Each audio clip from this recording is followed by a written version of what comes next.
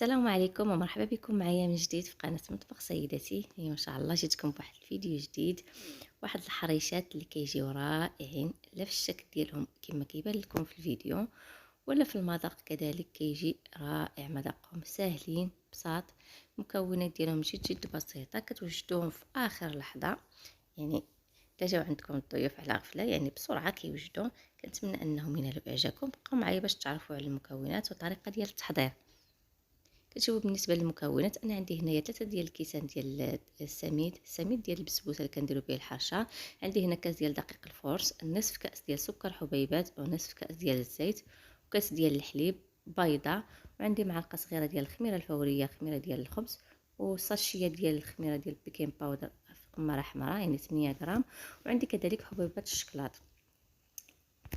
كتشوفوا جبت واحد الاناء اللي غنخلط فيه هاد المكونات هذه، وضعت فيه ديك البيضه. من الافضل ان ديك البيضه تكون بحراره المطبخ، يعني ما تكونش بارده، تكونش زعما جبدوها قبل من الثلاجه. كنضيف ديك السكر وكنخلطهم مزيان حتى كينسجموا ليا. عاد كنضيف الزيت النباتيه كذلك نصف كاس. كما تشوفوا كنخلط كل مكون ضفتو كنخلطو بداك الفوي، يعني كتوجد معنا بسرعه ما كتاخذش وقت طويل. دابا غادي نضيف داك الكاس ديال الحليب. انا الحليب راني جابداه قبل من الثلاجه، يعني عندي بحراره المطبخ. كنضيف داك الخميره الفوريه كذلك معلقه صغيره. الا كان عندكم الحليب بارد حاولوا تدفيوه واحد شي شويه، يعني من الافضل باش من ديك الخميره ما كتموت ليناش. كنضيف كذلك الملح، ما تنساوهاش شيء، انا ما حطيتهاش مع المكونات.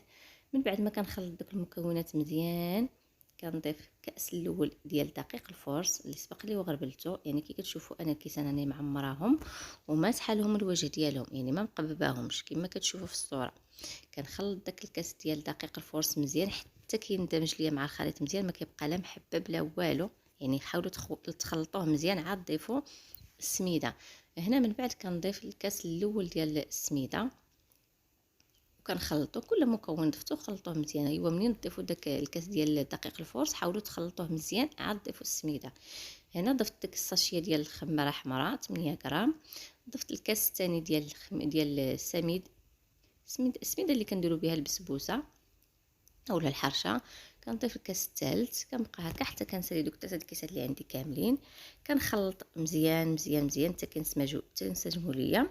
المهم هو ان هاد المكونات اللي عطيتكم تلتزموا بهم، ما تزيدوا ما تنقصوا. راه كتجي هي هذيك باش ما تنقصوا السميده تجيكم عاوتاني تسيح لكم في الفران، اولا زدتو كتجي عاوتاني قاصحه. التزموا بالمكونات اللي عطيتكم. من بعد كنضيف داك الحبوب ديال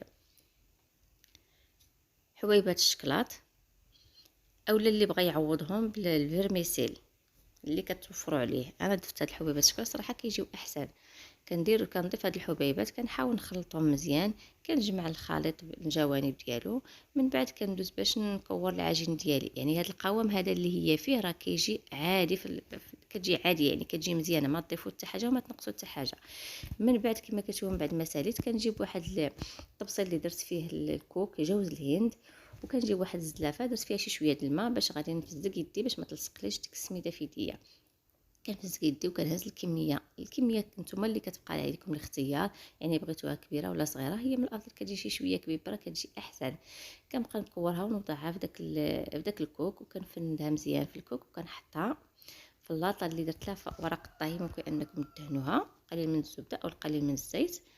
انا درت لها ورق ديال الطهي. كنكور الحجم اللي بغيت وكنفندو في داك الكوك جوز الهند، ومن بعد كنوضعها في اللاطه. غادي نبقى انا هكا حتى غادي نسالي الكميه اللي عندي كامله.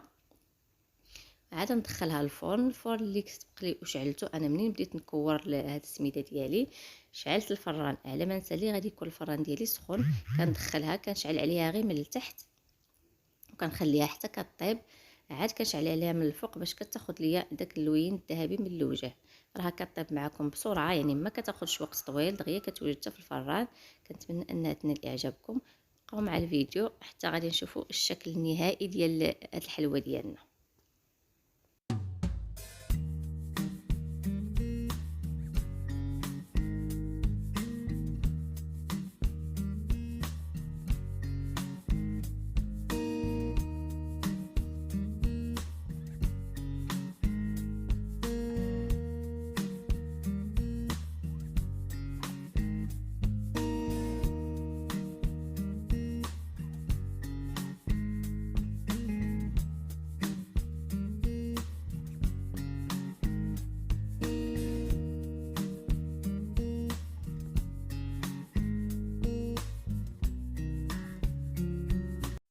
هنا من بعد ما ساليت هاد اللاطه الاولى كي كتشوفوا غندير الفراد اللي قلت لكم يكون سخون، تكون النار غير من التحت. هنا من بعد ما طابت ليا كتشوف كيجي الشكل ديالها الصراحه زوين، كنتمنى انها تنال اعجابكم.